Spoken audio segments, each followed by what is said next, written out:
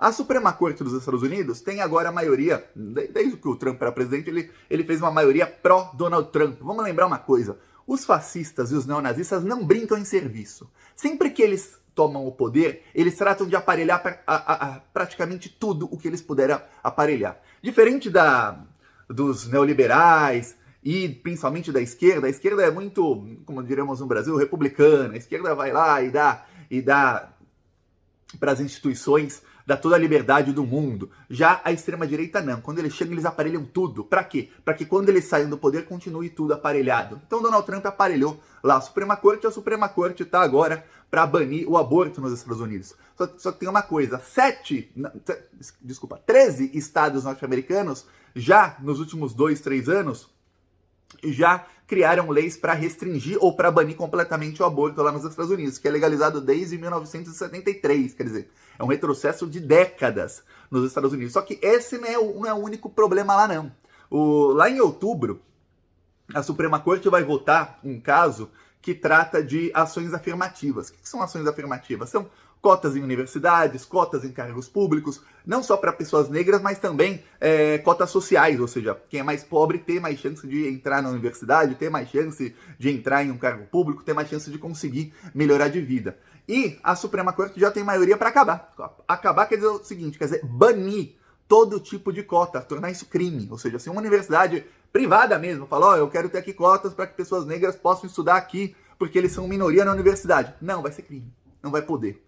Se algum estado, alguma cidade fala, olha, aqui nos cargos públicos a gente vai ter também cotas para pessoas mais pobres, por exemplo. Não precisa ser negro, não. Só mais pobre, branco ou negro. Não, não vai poder. Vai ser crime. Então, a Suprema Corte está para fazer isso em outubro. E tem uma série de outros casos que a Suprema Corte dos Estados Unidos vai votar nos próximos meses. E se a gente falar até 2024, o final do primeiro mandato do Biden, não sei se ele vai concorrer à reeleição, acredito que não, mas até o final eu acredito que não, porque se falava muito no acordo para que a vice dele concorra à reeleição, concorra à presidência em 2024, porque o Biden já vai ter 90 anos praticamente. Pois bem, não sabemos ainda, mas até lá vão ser dezenas de casos que a Suprema Corte vai impor derrotas ao governo Biden, vão ser vitórias dos nazifascistas do Donald Trump. Para piorar, eu vou te mostrar aqui algumas pesquisas de opinião, já a gente fala da Europa, sobre o Donald Trump e o Joe Biden. Para você ter ideia, essa aqui é a aprovação do Joe Biden comparada à aprovação do Donald Trump no mesmo dia. Isso é de hoje, ok? Hoje é o dia 469 do governo Biden. Tá aqui, ó. O Biden tem 42% de aprovação. No mesmo dia de mandato, o Trump tinha 41,4%, ou seja, tá na margem de erro. Essa pesquisa aqui que eu tô te mostrando não é uma pesquisa, isso é a média de todas as pesquisas. São feitas dezenas de pesquisas semanais nos Estados Unidos. E aí, esse site aqui, eles pegam a média de todas as pesquisas, eles classificam qual pesquisa é mais confiável e menos confiável. As menos confiáveis têm um peso menor nessa média, as mais confiáveis têm um peso maior. Então tá aí a popularidade do Biden de apenas 42%. 42% é péssimo, é péssimo. Ele é o segundo pior presidente em popularidade da história no dia 469 do mandato. Ele só ganha do Donald Trump. E olha, na margem de erro, para você ser ruim igual o Trump, tem que se esforçar muito para ser tão ruim igual o Donald Trump. Só que tem um problema. O problema maior é o seguinte, vai ter eleição lá em novembro. A inflação dos Estados Unidos está muito, muito alta. Para você ter ideia, eles chegaram a 9% de inflação.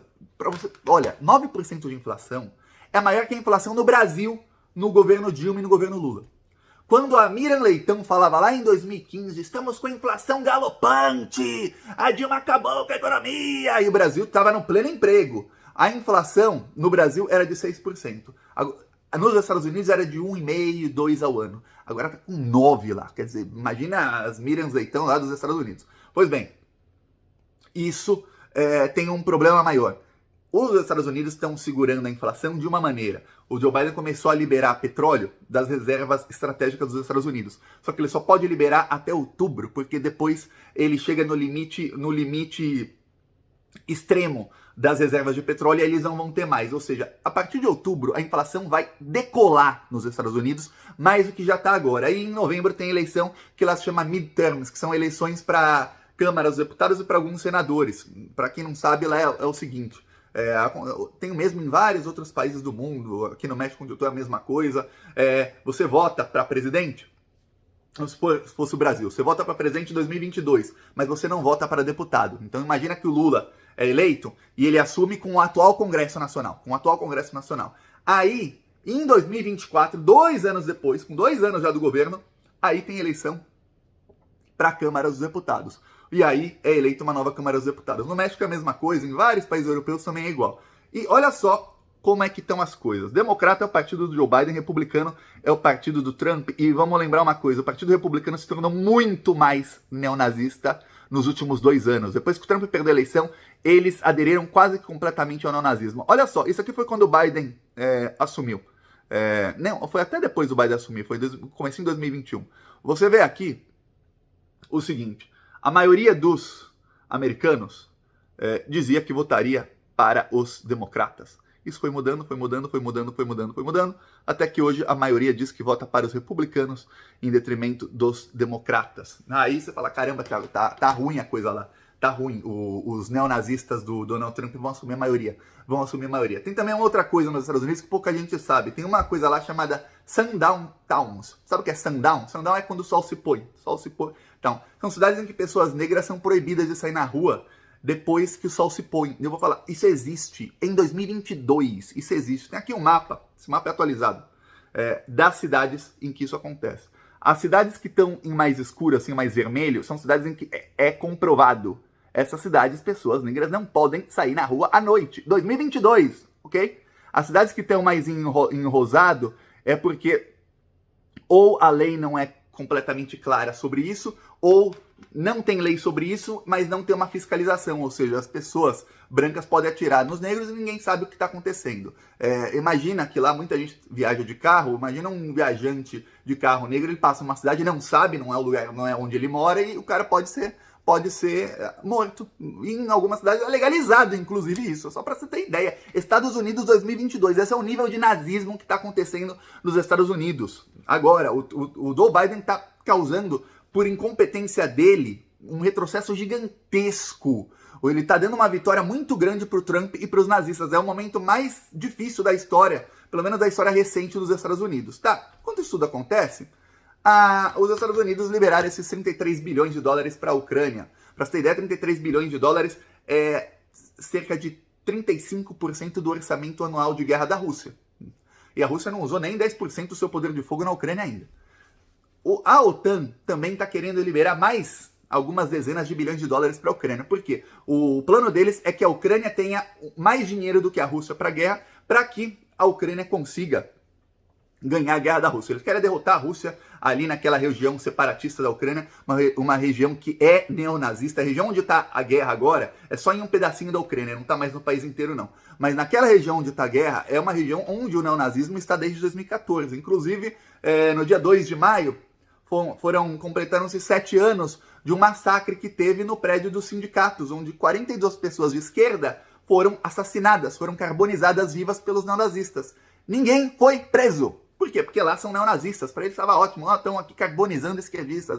Foram mais de 13 mil pessoas mortas em 7 anos na Ucrânia pelos neonazistas nessa região. Na região lá de Donetsk, Donbass.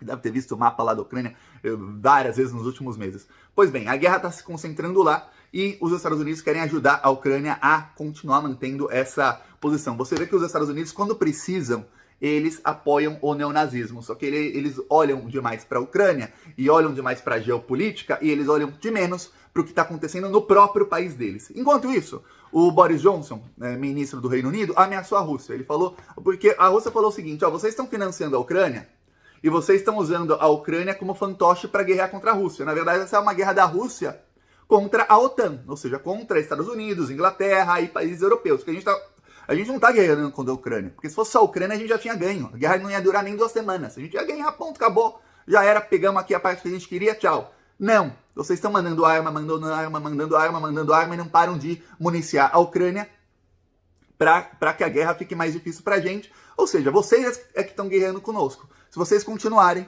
nós vamos agir contra vocês. E se tiver uma guerra nuclear, não vai ter vencedor. Todo mundo vai perder. E quando dizemos todo mundo, no caso dos russos, Todo mundo mesmo. O momento mundial que estamos vivendo, ó, alerta máximo. Por isso que eu falo, aqui no Brasil, a gente precisa ganhar essa eleição e precisa ter maioria no Congresso, porque os nazifascistas estão avançando no mundo inteiro, e muitos deles financiados pelos próprios Estados Unidos, como na Ucrânia, enquanto nos Estados Unidos o governo não consegue conter lá, localmente, o avanço dos nazistas. Ó, tá difícil a situação, mas estaremos aí atentos.